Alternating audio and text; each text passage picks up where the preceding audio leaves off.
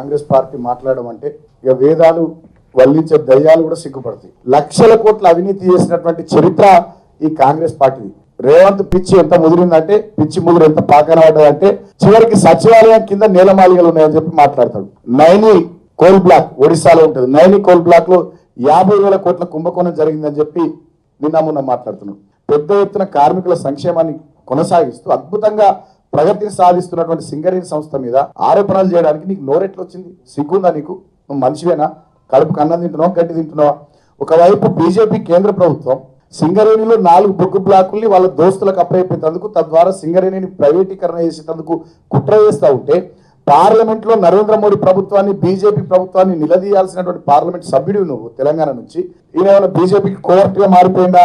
బీజేపీతో ఏమన్నా రాష్ట్ర ఒప్పందం కోర్చుకొని హిడెన్ ఎజెండా పెట్టుకుని కాంగ్రెస్ పార్టీలకు వెళ్ళి సీనియర్లు అందరూ నిలగొట్టి హోల్సేల్ గా ఎన్నికల నాటికి బీజేపీకి కాంగ్రెస్ పార్టీని అప్పచెప్పి కుట్ర చేస్తుందని చెప్పి వాళ్ళ తెలంగాణ ప్రజలు, ముఖ్యంగా కాంగ్రెస్ పార్టీ సీనియర్లు, కాంగ్రెస్ పార్టీ కార్యకర్తలు అంతా మీద అనుమానపడుతున్నారు.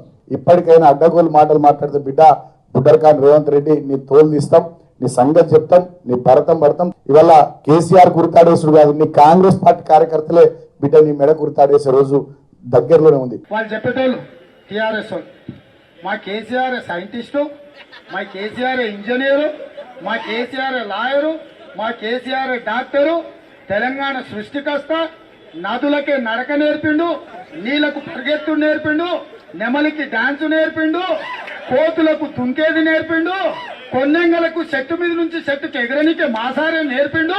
మా సారు వేస్తే కొండంగ కంటే ఎక్కువ దుంకుతాడని చెప్తున్నాడు. అవునా? అంతే చెప్పడు. ఇప్పుడు ఇలా సన్నాసులు మాట్లాడారు. వాడు బాబు మోహన్కి ఎక్కువ, బ్రహ్మానందాన్ని తక్కువ, జీవన్ రెడ్డి గారు.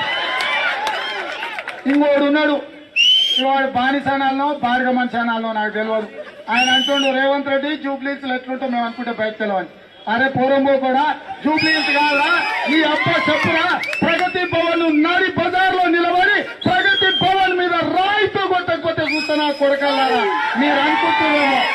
వాడొకడు వీడొకడు మోపైడు ఎంగిలి మెతుకులకు వాడు నమిలేసిన బొక్కలకు ఆశపడే సన్నాసులు కొంతమంది తయారై రేవంత్ రెడ్డిని సవాల్ అంటున్నాడు. వాడు గుడ్లు అమ్ముకునేటోడు బోడగుండోడు.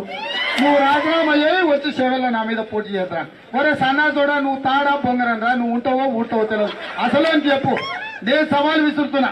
కేసీఆర్ మొగోడు అయితే, తెలంగాణ బిడ్డ అయితే ప్రభుత్వాన్ని రద్దు చేయి, నా చేస్తున్నాం. సాక్షిగా చెప్తున్నా, రాజ్యాల్లో రద్దు చేయి. 24 గంటలలో ఆ కేసీఆర్ కు చెప్పు, ప్రభుత్వాన్ని రద్దు చేయమను. నేను సిద్ధం, మా యువజన కాంగ్రెస్ సిద్ధం, మేము యుద్ధానికి వస్తాం. నువ్వు మొగోని అయితే గెలువురా అని నేను అంటున్నా. నువ్వు మొగోని అయితే గెలువురా? శాతగానోడా, సన్నోసోడా, చేవ దచ్చినోడా, చీము నెత్తురు లేనోడా, నీకు శాత కాక రేవంత్ రెడ్డి పీసీసీ అయినాక బీహార్ పోయి ప్రశాంత్ కిషోర్ ను తెచ్చుకున్నావు కదరా. ఇంతకంటే సోయలేని సన్నాసోడి దేశంలో ఎవడన్నా ఉండారా? నీకు శాతలైతే నువ్వు మొగోడు అయితే నువ్వు వచ్చేది ఉండే. వెనకడికి ఎవరో ఎప్పుడు లావు మునగాళ్ళు లడాయిపోతాయంటే వెనకాల ముగ్గురు నూపుడు మునగాళ్ళంట. నీకు శాత కాక ప్రశాంత్ కిషోర్ అనేటువంటి బీహార్ పోయి తెచ్చుకున్నావు. నీ పొంద బీహార్ గారు బంగాళాఖాతంలో పోయినారా నేను చెప్తా.